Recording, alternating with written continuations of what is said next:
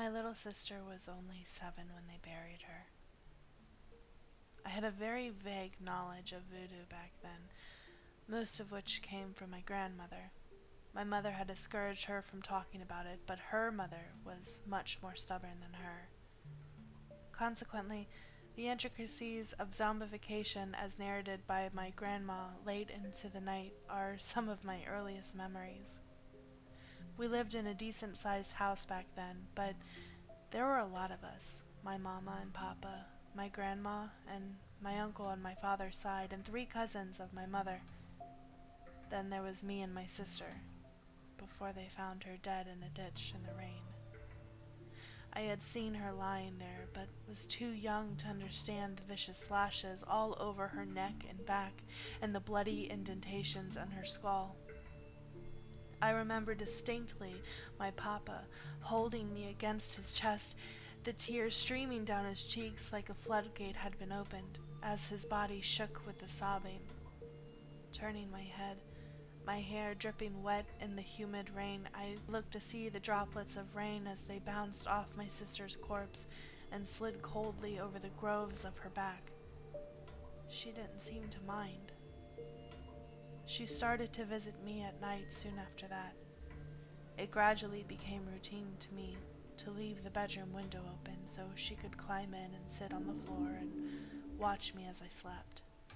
Sometimes she woke me up and we had humdrum conversations about other children we knew, or school, or what happened, or what my grandmother had cooked that day.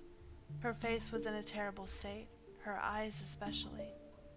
One of them an empty socket, and the other cold and distant, but she had such a warm voice, and she was my sister, and to this day I chose to believe that she loved me as I loved her, even after she had come back. She looked like a corpse, but she talked to me like a sibling, and that was enough for me. The court never found evidence about who did that to her, who threw her into a ditch on that dismal night. But as time went on, my sister started hinting to me that my uncle was somehow involved. He was the only one living with us at that point. The cousins had moved into different places, and we'd taken Grandma to a home for the elderly with what money we had after my sister was killed. So my uncle became a bigger presence in my everyday life, and I began to grow frightened of him. It wasn't 1950s America, and back then I'd never really heard of the stranger with a lollipop mythos, if you get my meaning. I was young then, too, and in that culture I was so innocent of these things that I never understood what my sister was trying to say. Until one night, when we were sitting on the floorboards of my bedroom, and she gripped my elbow with fingers of ice, she told me everything, every little thing that my uncle had done to her. Then she left in silence. I was seething. To my child's mind, things seemed to fall into place. I thought I understood then the reason that my sister kept coming back to talk to me.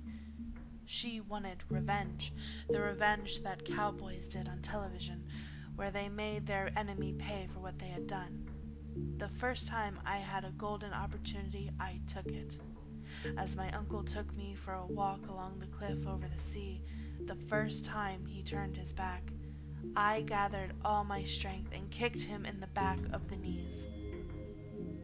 I still remember the expression on his face as he buckled and topped over the side, as I saw his skull smash on the jagged rocks and his neck twisted like gelatin, red blood everywhere.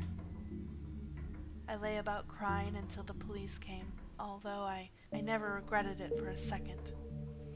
That night, my parents wanted me to come sleep in their room.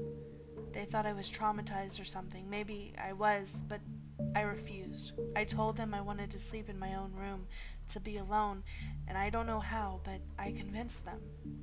My father was obviously torn apart by what happened to his brother, and though she would never have admitted it, my mother saw something different in my eyes. On that night, on the day that my uncle had his horrendous accident, I lay in my bed and slept alone. I was woken up by the sound of screaming. As my eyes flickered open, I saw my sister on her knees on the floor of the bedroom, her fingernails scrabbling at my chest, screaming into my face. She was a mess, her veins bulging, blood leaking from her wounds that looked as fresh as the day she had died. "What have you done?" she screamed at me over and over, her one eye fixed, looking at me so intently that I couldn't move. As I watched, she screamed and sobbed and tore at her own flesh with blood-red fingers. Then I blacked out. I never understood the horrible thing I had done to my own sister until we went to the churchyard after the funeral. They buried my uncle right next to her. I never saw my sister again.